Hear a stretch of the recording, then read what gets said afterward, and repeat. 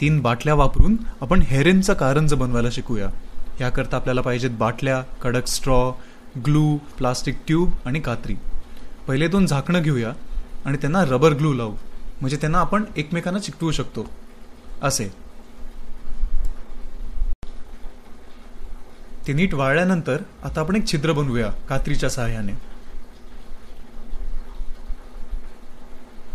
त्याच्यामधनं आपण एक कडक स्ट्रॉ घालूया.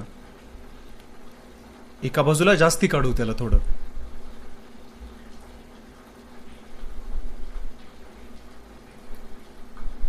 आता स्ट्रॉ आपण बाटलीमध्ये घालूया आणि झाकण नीट आवळून घेऊया, म्हणजे दोन्ही बाटल्या आता आपल्याला जोडता येतील. आता एक तिसरी बाटली घेऊ आणि त्याला अर्ध्याने कापून घेऊ. अर्धा भाग आपण वरती चिकटवणार आहोत, म्हणून पहिले थोडा रबर ग्लू लावून घेऊया आणि मग अर्धा भाग चिकटवू. आता इथे दिसतायत तशी छिद्र पाडायचीत आपल्याला, एकूण 4 छिद्र. कात्री वापरून आपण ही भोकं पाडून घेऊया. मधल्या बाटलीला एक, ज्याच्यामधनं आता आपण फ्लेक्झी ट्यूब घालून वरच्या बाटलीशी जोडू शकतो.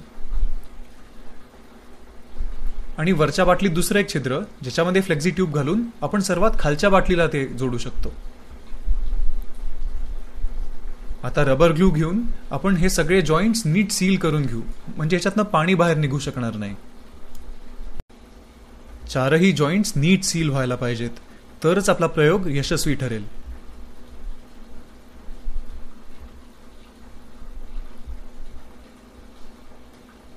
हे झालं आपलं ॲपरेटस तयार. बघा सगळ्या बाजूनी कसं दिसतं ते. आता वरच्या बाटलीमध्ये आपण रंगीत पाणी ओतूया. फ्लेक्झी ट्यूबमुळे ते सर्वात खालच्या बाटलीत उतरणार.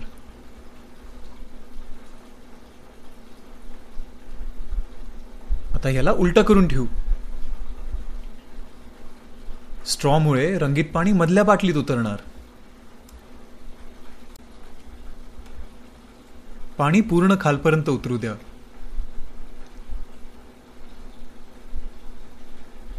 यानंतर आपण त्याला परत एकदा सुलट करणार.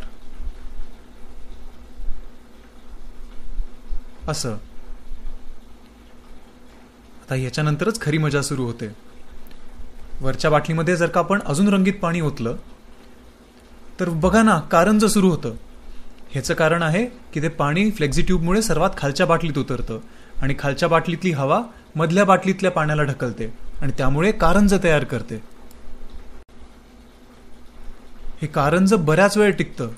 मधल्या बाटलीतलं पाणी जितक्या वेळ असेल तितक्या वेळ. ते बघा अजून चालूच आहे ते.